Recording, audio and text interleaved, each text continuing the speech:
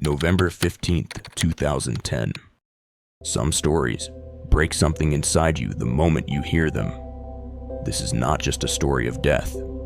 It's the story of a broken system, a silent scream, and a dream that never landed. Late on the evening of November 15th, 2010, a driver navigating through a residential street in the affluent Boston suburb of Milton, Massachusetts, found his way obstructed by a large, unidentifiable object. As he cautiously moved closer, he was horrified to discover that the object was actually the mutilated body of a young black male, a shocking sight in this upscale neighborhood near a national forest preserve. The driver immediately dialed 911 to report the gruesome scene.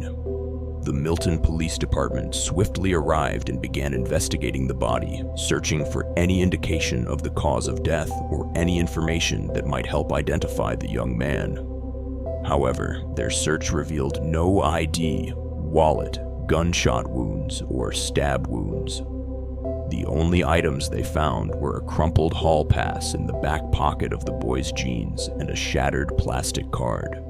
As detectives examined the scene, they noticed that passing cars had been splattered with blood and other bodily debris, but they were able to eliminate a hit and run as the cause of death. This raised questions about whether the young man had been killed within the Milton neighborhood, or if his body had been moved and left on the street after being murdered elsewhere. What the police couldn't have known on that fateful November night was that they had uncovered the remains of Delvonte Tisdale, a 16-year-old student who lived nearly 900 miles away in Charlotte. Delvonte Tisdale was born in Greensboro, North Carolina, and grew up in a loving family with his mother, father, and siblings. Described as a bright and athletic young man, Delvonte had dreams of joining the military and was a member of the Air Force JROTC program at North Mecklenburg High School. Despite facing challenges in his personal life, including his parents' divorce, Delvonte was known for his positive attitude and friendly demeanor. His mother, Jonette Washington, and father, Anthony Tisdale, were both active and supportive figures in his life, and Delvonte enjoyed spending time with his siblings and friends. In the months leading up to the incident, Delvonte's life underwent significant changes. He moved to Charlotte to live with his father, began attending a new school, and started to establish a new circle of friends. Although these changes were undoubtedly challenging, there were no obvious signs that Delvonte was struggling or unhappy. On the evening of November 14th, 2010, Delvonte made the fateful decision to sneak onto the grounds of Charlotte Douglas International Airport. It is believed that he managed to bypass security measures by entering through a hole in the perimeter fence, allowing him to gain access to the tarmac undetected. Once on the tarmac, Delvonte approached a U.S. Airways jet that had been sitting idle for 37 minutes, providing him with the opportunity to climb into the wheel well of the aircraft. With no boarding pass, no surveillance footage of his entry, and no known motive for attempting such a dangerous journey, Delvonte's actions remain shrouded in mystery. As the U.S. Airways flight made its way from Charlotte to Boston, Delvonte faced near impossible odds of survival. The wheel well of a commercial aircraft is an incredibly dangerous place for a human being. With temperatures plummeting to well below freezing and oxygen levels decreasing dramatically at high altitudes, the chances of surviving such a journey are slim to none.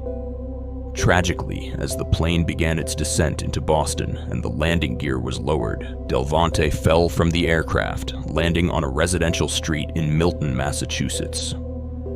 The impact of his fall was so great that investigators initially struggled to determine the cause of his injuries, only later discovering the horrifying truth.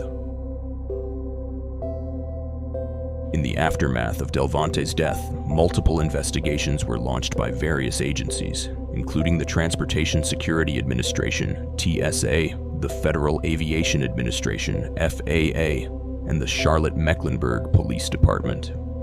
The TSA and FAA investigations revealed several concerning security gaps at Charlotte Douglas International Airport.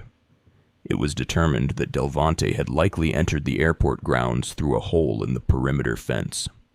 Furthermore, the airport's security force, with only 42 police officers assigned to the facility, was found to be the smallest among the nation's top 20 airports. The lack of surveillance footage capturing Delvonte's entry onto the tarmac and his boarding of the aircraft raised further questions about the airport's security measures. Delvonte's family, too, struggled to find answers. They sought to understand why their son had made the dangerous decision to stow away on a flight and what factors may have contributed to his actions. However, gaining access to Delvonte's friends and school records proved difficult, as Charlotte Mecklenburg schools refused to cooperate with the family's requests. In an attempt to hold those responsible for their son's death accountable, the Tisdale family filed a lawsuit against the city of Charlotte.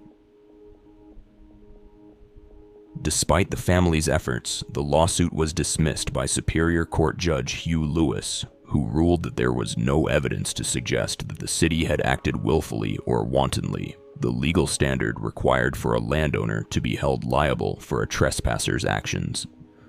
Additionally, the judge noted that Delvonte himself had been negligent in entering a secured area and climbing into the wheel well of the aircraft.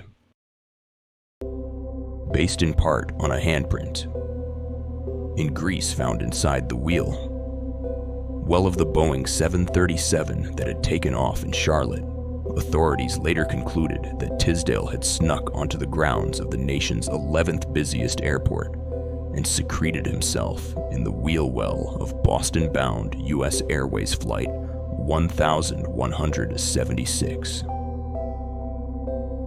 The family's attorney, Chris Chestnut, expressed frustration and disappointment with the court's decision, arguing that the motion to dismiss was premature and that vital questions related to national security remained unanswered.